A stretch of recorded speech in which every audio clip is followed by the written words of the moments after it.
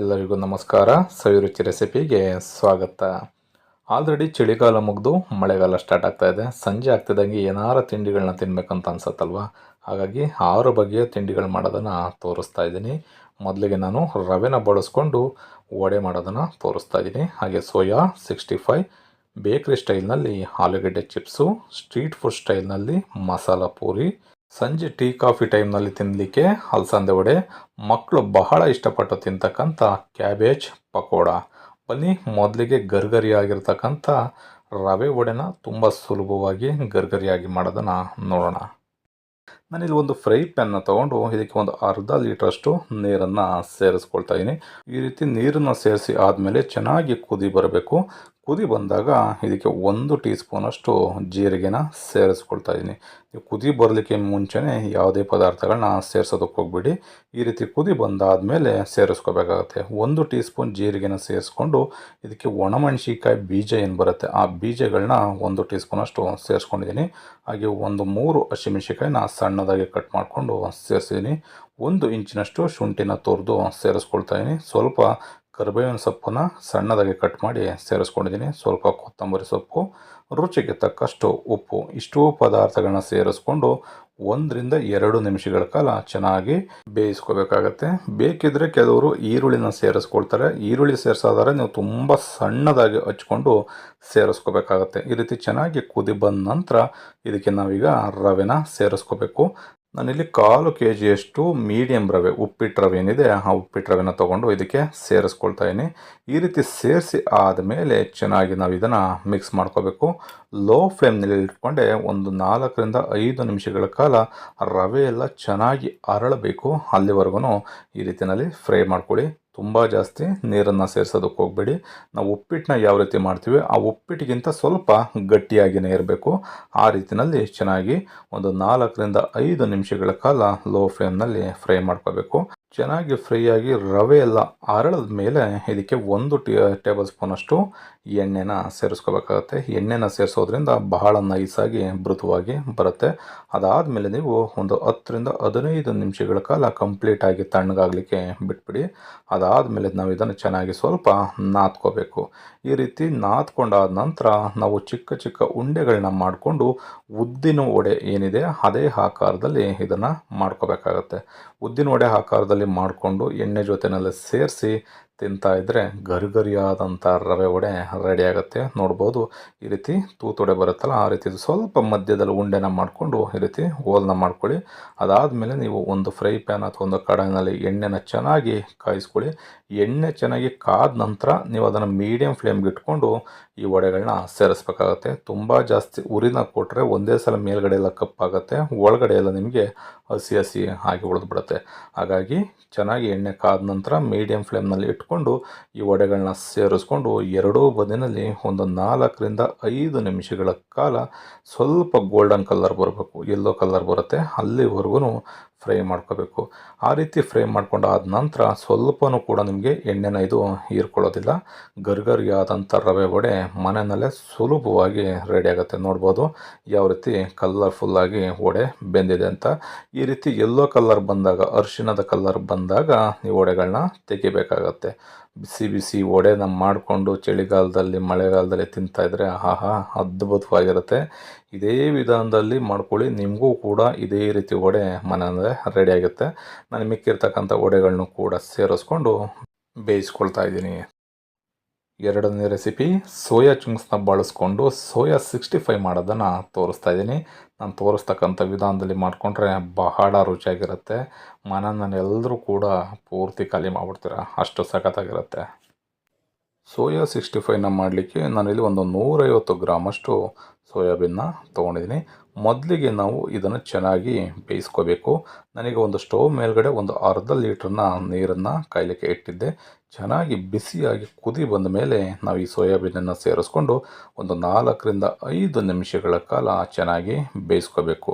ಈ ರೀತಿ ಚೆನ್ನಾಗಿ ಬೇಯಿಸಿದ್ಮೇಲೆ ಅದು ಚೆನ್ನಾಗಿ ಅರಳಿ ಸ್ಮೂತ್ ಆಗುತ್ತೆ, ಮೃದು ಆಗುತ್ತೆ. ಅಲ್ಲಿವರೆಗೂ ಕೂಡ ಚೆನ್ನಾಗಿ ನಾವು ಫ್ರೈ ಮಾಡ್ಕೋಬೇಕು. ನೋಡಿ ಈ ರೀತಿ 4 ರಿಂದ 5 ನಿಮಿಷ ಆದಮೇಲೆ ಕಂಪ್ಲೀಟಾಗಿ ಸ್ಟವನ್ನು ಆಫ್ ಮಾಡಿ ಮತ್ತೆ ತಣ್ಣೀರಿನಲ್ಲಿ ನಾವು ಒಂದು 2 ರಿಂದ 3 ಬಾರಿ ನೀಟಾಗಿ ತೊಳಿಬೇಕಾಗತ್ತೆ. ಏಕೆಂದರೆ ಇದರಲ್ಲಿ ಸ್ವಲ್ಪ ಪೌಡ್ರ್ ಇರುತ್ತೆ, ಹಾಗಾಗಿ ಆ ಪೌಡ್ರೆಲ್ಲ ನೀಟಾಗಿ ಕ್ಲೀನ್ ಆಗಬೇಕು.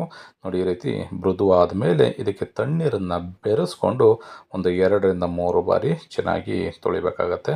ಅದಾದಮೇಲೆ ಇದರಲ್ಲಿರ್ತಕ್ಕಂಥ ನೀರನ್ನು ಸ್ವಲ್ಪ ಹಿಂಡಿ ತೆಗೆದು ಸಪ್ರೇಟಾಗಿ ಒಂದು ಬೌಲ್ಗೆ ಸೇರಿಸ್ಕೋಬೇಕು. ನೋಡಿ, ಈ ರೀತಿಯಲ್ಲಿ ಕಂಪ್ಲೀಟಾಗಿ ಆ ನೀರು ಇರಬಾರ್ದು, ಆ ರೀತಿಯಲ್ಲಿ ನೀರನ್ನ ಹಿಂಡ್ಬಿಟ್ಟು ಸಪ್ರೇಟಾಗಿ ಒಂದು ಬೌಲ್ಗೆ ಸೇರಿಸ್ಕೊಳ್ತಾ ಇದ್ದೀನಿ. ಈಗ ಇದಕ್ಕೆ ಮಸಾಲ ಪದಾರ್ಥಗಳನ್ನ ಸೇರಿಸ್ಕೊಳ್ಳೋಣ. ನಾನಿಲ್ಲಿ 2 ಟೀ ಸ್ಪೂನಷ್ಟು ಅಚ್ಕಾರದ ಪುಡಿ, ಮೆಣಸು ಪುಡಿನ ಸೇರಿಸ್ಕೊಳ್ತೀನಿ. ಅರ್ಧ ಟೀ ಸ್ಪೂನಷ್ಟು ಕಾಳು ಮೆಣಸಿನ ಪುಡಿ, ಅರ್ಧ ಟೀ ಸ್ಪೂನಷ್ಟು ಗರಂ ಮಸಾಲ, 1/4 ಟೀ ಸ್ಪೂನಷ್ಟು ಅರಿಶಿಣದ ಪುಡಿ, 2 ಟೀ ಸ್ಪೂನಷ್ಟು ಕಾರ್ನ್ಫ್ಲೋರ್ ಜೋಳದ ಹಿಟ್ಟನ್ನು ಸೇರಿಸ್ಕೊಳ್ತಾ ಇದ್ದೀನಿ. 2 ಟೀ ಸ್ಪೂನಷ್ಟು ಮೈದಾ ಹಿಟ್ಟನ್ನು ಕೂಡ ಸೇರಿಸ್ಕೊಳ್ತಾ ಇದ್ದೀನಿ. ರುಚಿಗೆ ತಕ್ಕಷ್ಟು ಉಪ್ಪು, ಹಾಗೆ 1 ಟೀ ಸ್ಪೂನಷ್ಟು ಶುಂಠಿ ಮತ್ತು ಬೆಳ್ಳುಳ್ಳಿ ಪೇಸ್ಟನ್ನು ಸೇರಿಸ್ಕೊಳ್ತಾ ಇದ್ದೀನಿ. ಕೊನೆಯಲ್ಲಿ ಒಂದು ಅರ್ಧದಷ್ಟು ನಿಂಬೆಹಣ್ಣನ್ನು ನಾವು ಹಿಂಡಿ ಸೇರಿಸ್ಕೋಬೇಕಾಗತ್ತೆ. ಇದರಲ್ಲಿ ಏನಾದ್ರು ಬೀಜಗಳೇನಾದ್ರು ಬೀಳ್ತು ಅಂತಂದರೆ ನೀವು ನೋಡಿ ತೆಗಿಬೇಕಾಗತ್ತೆ. ಹಾಗೇನೆ ಬಿಟ್ಬಿಟ್ರೆ ಕಹಿ ಬರುತ್ತೆ. ಈ ರೀತಿಯಲ್ಲಿ ತೆಗೆದಾದ ನಂತರ ಈ ಮಸಾಲ ಜೊತೆಯಲ್ಲಿ ಸೋಯಾ ಎಲ್ಲ ಬೆರಿಬೇಕು. ಆ ರೀತಿಯಲ್ಲಿ ಚೆನ್ನಾಗಿ ನಾವು ಮಿಕ್ಸ್ ಮಾಡ್ಕೋಬೇಕು.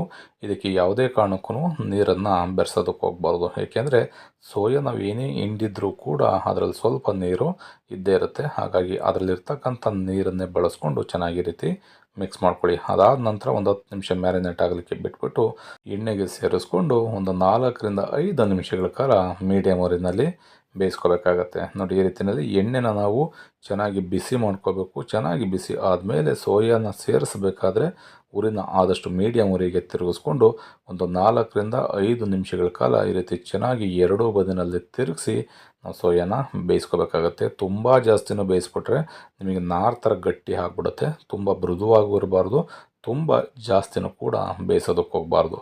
4 ರಿಂದ 5 ನಿಮಿಷಗಳ ಕಾಲ ನೀವು ಬೇಯಿಸ್ಕೊಂಡ್ರೆ ಪರ್ಫೆಕ್ಟಾಗಿ ಬೆಂದಿರುತ್ತೆ.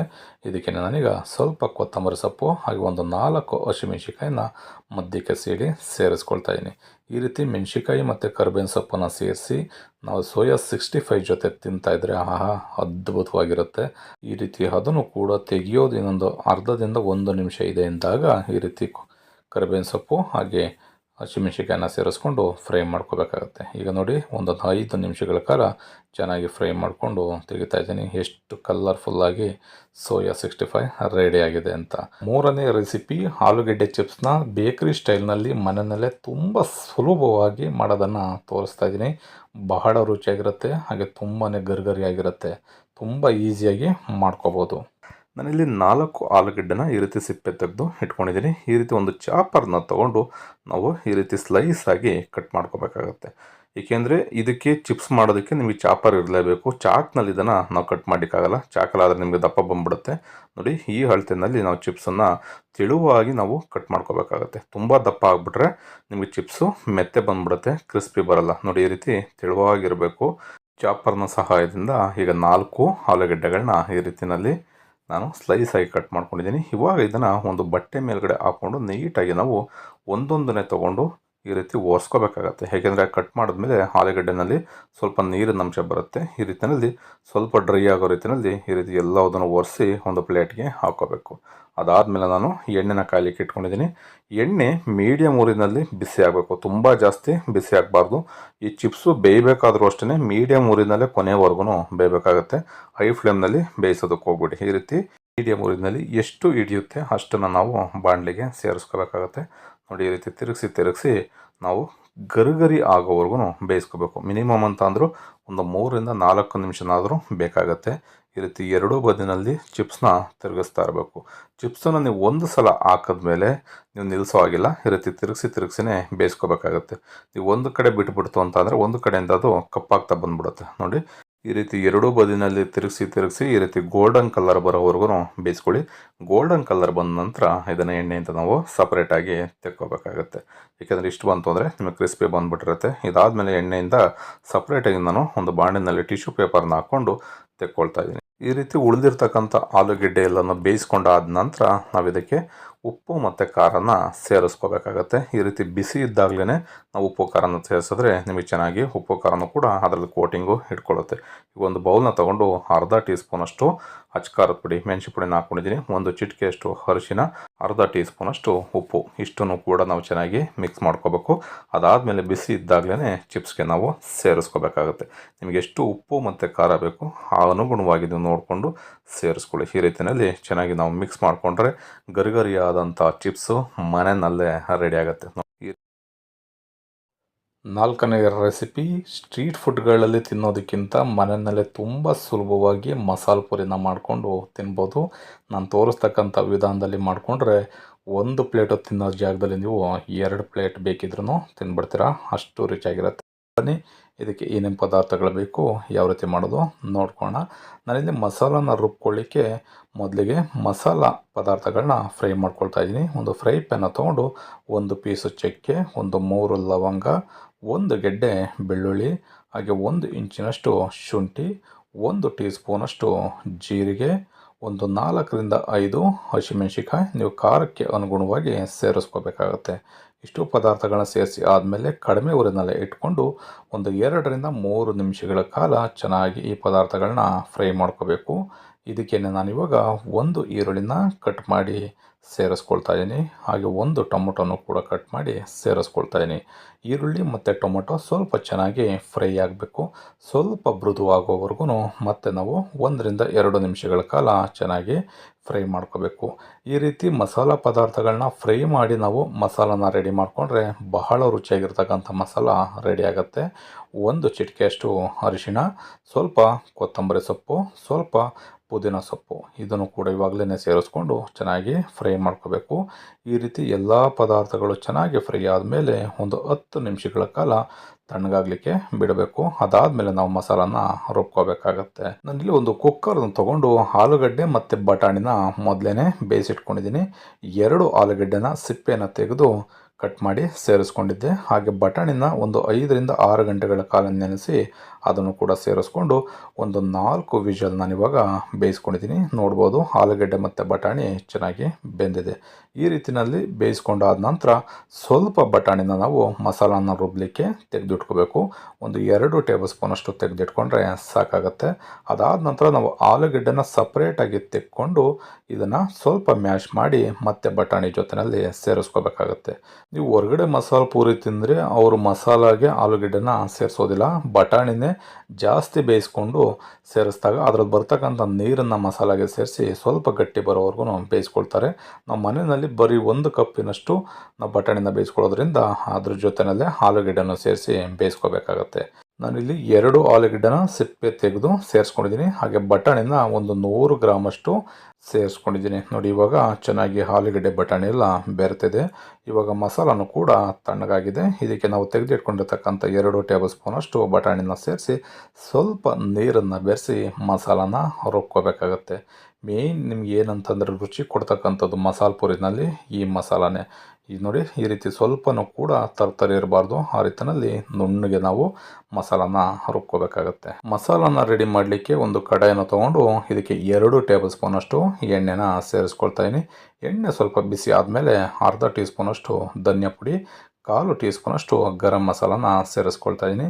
ಈ ರೀತಿ ಎಣ್ಣೆಯಲ್ಲಿ ಒಂದು ಅರ್ಧದಿಂದ 1 ನಿಮಿಷದವರೆಗೂ ಕಡಿಮೆ ಊರಿನಲ್ಲಿ ಚೆನ್ನಾಗಿ ಫ್ರೈ ಮಾಡ್ಕೋಬೇಕು. ಅದಾದಮೇಲೆ ನಾವು ರುಬ್ಬಿಟ್ಕೊಂಡಿರ್ತಕ್ಕಂಥ ಮಸಾಲಾನ ಇದಕ್ಕೆ ಸೇರಿಸ್ಕೋಬೇಕಾಗತ್ತೆ. ಸ್ವಲ್ಪ ನೀರನ್ನು ಕೂಡ ನಾನು ಸೇರಿಸ್ಕೊಳ್ತಾ ಇದ್ದೀನಿ. ಒಂದು 3ರಿಂದ 4 ಟೇಬಲ್ ಸ್ಪೂನಷ್ಟು ನೀರನ್ನು ಸೇರಿಸ್ಕೊಳ್ತಾ ಇದ್ದೀನಿ.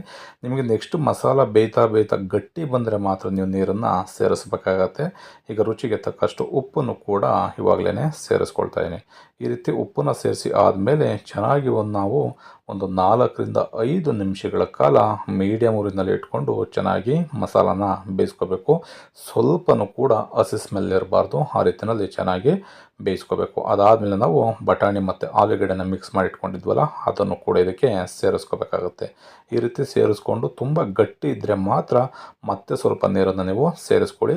ನಿಮಗೆ ಯಾವ ಹದಕ್ಕೆ ಬೇಕು ಮಸಾಲ ನೋಡಿಕೊಂಡು ನೀವು ನೀರನ್ನು ಸೇರಿಸ್ಬೇಕಾಗತ್ತೆ. ಈ ರೀತಿ ಬಟಾಣಿ ಸೇರಿಸಿ ಆದಮೇಲೆ ಮತ್ತೆ ನಾವು ಒಂದು 3ರಿಂದ 4 ನಿಮಿಷಗಳ ಕಾಲ ಚೆನ್ನಾಗಿ ಬೇಯಿಸ್ಕೋಬೇಕಾಗತ್ತೆ. ನಾವು ಆಲೂಗಡ್ಡೆನ ಹಾಕಿರೋದ್ರಿಂದ ತುಂಬ ಜಾಸ್ತಿನೂ ಕೂಡ ಬೇಯಿಸೋದಕ್ಕೆ ಹೋಗಬಾರ್ದು. ಇವಾಗ ನಾವು ಪೂರಿನ ರೆಡಿ ಮಾಡ್ಕೊಳ್ಳಿಕ್ಕೆ ಒಂದು ಫ್ರೈ ಪ್ಯಾನ್ಗೆ ಎಣ್ಣೆನ ಬಿಸಿ ಆಗಲಿಕ್ಕೆ ಇಟ್ಕೊಂಡಿದ್ದೀನಿ. ಈ ರೀತಿ ಮಸಾಲೆ ಪೂರಿದು ಪಾನಿಪುರಿ ಪೂರಿಗಳೇನಿದೆ ನಿಮ್ಗೆ ಆನ್ಲೈನಲ್ಲೂ ಕೂಡ ಸಿಗುತ್ತೆ.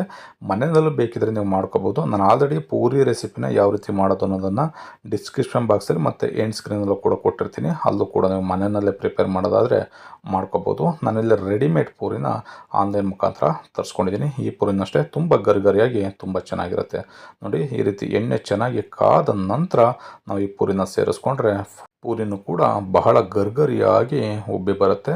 ಇದನ್ನು ಮಸಾಲೆ ಪೂರಿಗೆ ಅಂತಲೇ ಮಾಡಿರ್ತಕ್ಕಂಥ ಪೂರಿ ನಿಮಗೆ ಆನ್ಲೈನಲ್ಲಿ ನೀವು ಬೇಕಿದ್ರೆ ತರಿಸ್ಕೋಬೋದು. ಅಮೆಝಾನಲ್ಲೂ ಕೂಡ ಸಿಗುತ್ತೆ, ಫ್ಲಿಪ್ಕಾರ್ಟಲ್ಲೂ ಕೂಡ ಸಿಗುತ್ತೆ. ಈ ರೀತಿ ಪೂರಿನ ರೆಡಿ ಮಾಡಿಕೊಂಡು ಮನೆಯಲ್ಲೇ ತುಂಬ ಸುಲಭವಾಗಿ ನಾನು ತೋರಿಸಿರ್ತಕ್ಕಂಥ ವಿಧಾನದಲ್ಲಿ ಮಸಾಲನ ರೆಡಿ ಮಾಡಿಕೊಂಡು ಈ ಪೂರಿ ಮೇಲ್ಗಡೆ ಬೇರೆಸ್ಕೊಂಡು ತಿಂತಾಯಿದ್ರೆ ಆಹಾ ಅದ್ಭುತವಾಗಿರುತ್ತೆ. ನಾನು ಆಗಲೇ ಹೇಳ್ದಾಗೆ ಒಂದು ಪ್ಲೇಟ್ ತಿನ್ನೋ ಜಾಗದಲ್ಲಿ 2 ಪ್ಲೇಟ್ ಬೇಕಿದ್ರೂ ತಿಂದ್ಬಿಡ್ತೀರ. ಅಷ್ಟು ಸಖತ್ತಾಗಿರ್ತಕ್ಕಂಥ ಮಸಾಲೆ ಪೂರಿನ ಯಾವ ರೀತಿ ಮಾಡೋದು ಅಂತ ತೋರಿಸಿದ್ದೀನಿ. ಈ ವಿಧಾನದಲ್ಲಿ ಮರಿದೇನೆ ನೀವು ಕೂಡ ಒಂದು ಸಲ ಮಾಡ್ಕೊಳ್ಳಿ.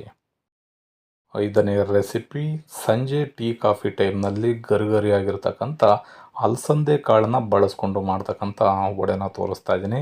ನೀವು ಮಾಮೂಲಿ ಮಸಾಲೆ ವಡೆನ ತಿಂದಿರ್ತೀರ, ಈ ರೀತಿ ಅಲಸಂದೆ ವಡೆನ ಒಂದು ಸಲ ನೀವು ಮಾಡ್ಕೊಂಡು ತಿಂದರೆ ಪದೇ ಪದೇ ಮಾಡ್ತಾನೆ ಇರ್ತೀರ. ಬನ್ನಿ ಇದನ್ನು ಯಾವ ರೀತಿ ಮಾಡೋದು ನೋಡೋಣ. ನಾನಿಲ್ಲಿ 300 ಗ್ರಾಮಷ್ಟು ಹಸಿ ಅಲಸಂದೆ ಕಾಳನ್ನು ಬಿಡಿಸಿ ನೀಟಾಗಿ ಇಟ್ಕೊಂಡಿದ್ದೀನಿ. ಈಗ 7ರಿಂದ 8 ಹಸಿಮೆಣಸಿಕಾಯಿನ ಮಸಾಲನ ರುಬ್ಕೊಳ್ಳಿಕ್ಕೆ ಒಂದು ಮಿಕ್ಸಿ ಜಾರ್ಗೆ ಸೇರಿಸ್ಕೊಳ್ತಾ ಇದ್ದೀನಿ. 1 ಗೆಡ್ಡೆ ಬೆಳ್ಳುಳ್ಳಿನ ಬಿಡಿಸಿ ಸೇರಿಸ್ಕೊಳ್ತಾ ಇದ್ದೀನಿ. 1 ಇಂಚಿನಷ್ಟು ಶುಂಠಿ, 1 ಇಂಚಿನಷ್ಟು ಚಕ್ಕೆನ ಸಣ್ಣದಾಗಿ ಕಟ್ ಮಾಡಿ ಸೇರಿಸ್ಕೊಳ್ತಾ ಇದ್ದೀನಿ. ಅರ್ಧ ಟೀ ಸ್ಪೂನಷ್ಟು ಜೀರಿಗೆ, ಅರ್ಧ ಟೀ ಸ್ಪೂನಷ್ಟು ಕಾಳುಮೆಣಸು, ಒಂದು 4ರಿಂದ 5 ಲವಂಗನ ಸೇರಿಸ್ಕೊಳ್ತಾ ಇದ್ದೀನಿ. ಒಂದು ಅರ್ಧದಷ್ಟು ಈರುಳ್ಳಿನ ಕಟ್ ಮಾಡಿ ಸೇರಿಸ್ಕೊಳ್ತಾ ಇದ್ದೀನಿ. ಇದಿಷ್ಟನ್ನು ಕೂಡ ನೀರನ್ನು ಬೆರೆಸ್ತೇನೆ ನಾವು ತರ್ತರಿಯಾಗಿ ರುಬ್ಕೋಬೇಕಾಗತ್ತೆ.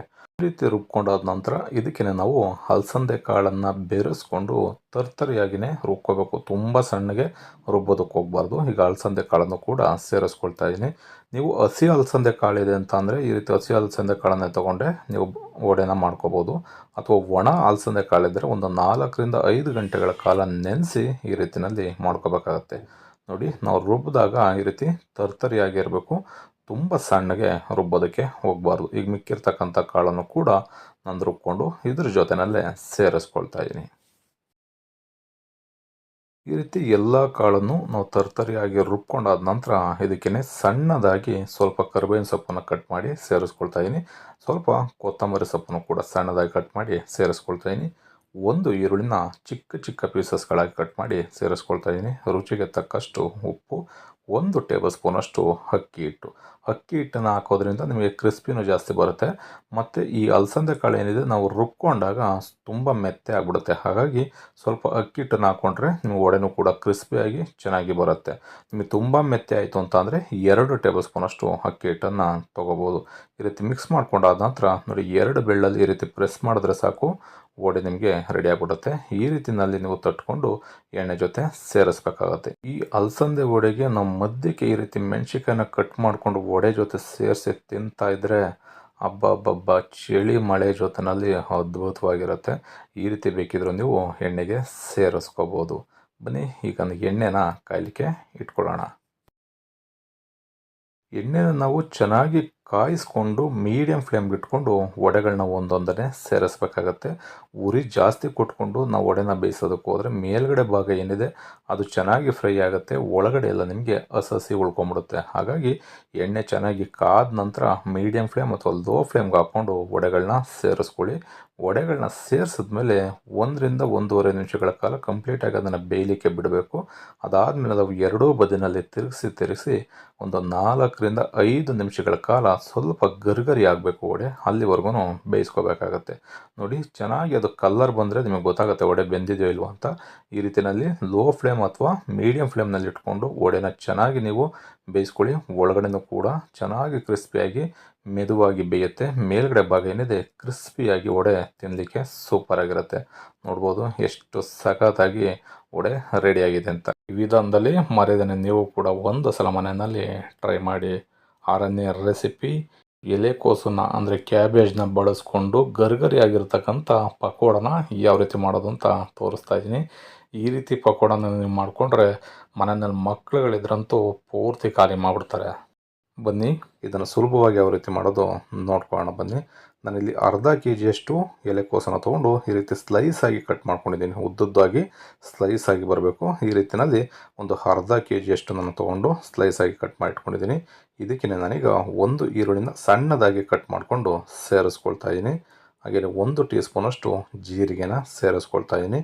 3 ಹಸಿಮೆಣಸಿನ್ಕಾಯಿನ ಸಣ್ಣದಾಗಿ ಕಟ್ ಮಾಡಿ ಸೇರಿಸ್ಕೊಳ್ತಾ ಇದ್ದೀನಿ. ನಾನಿಲ್ಲಿ 1/4 ಟೀ ಸ್ಪೂನಷ್ಟು ಅಜ್ವಾನನ್ನು ಸೇರಿಸ್ಕೊಳ್ತಾ ಇದ್ದೀನಿ. ಸ್ವಲ್ಪ ಕರಿಬೇವಿನ ಸೊಪ್ಪನ್ನು ಸಣ್ಣದಾಗಿ ಹಚ್ಕೊಂಡು ಅದನ್ನು ಕೂಡ ಸೇರಿಸ್ಕೊಳ್ತಾ ಇದ್ದೀನಿ.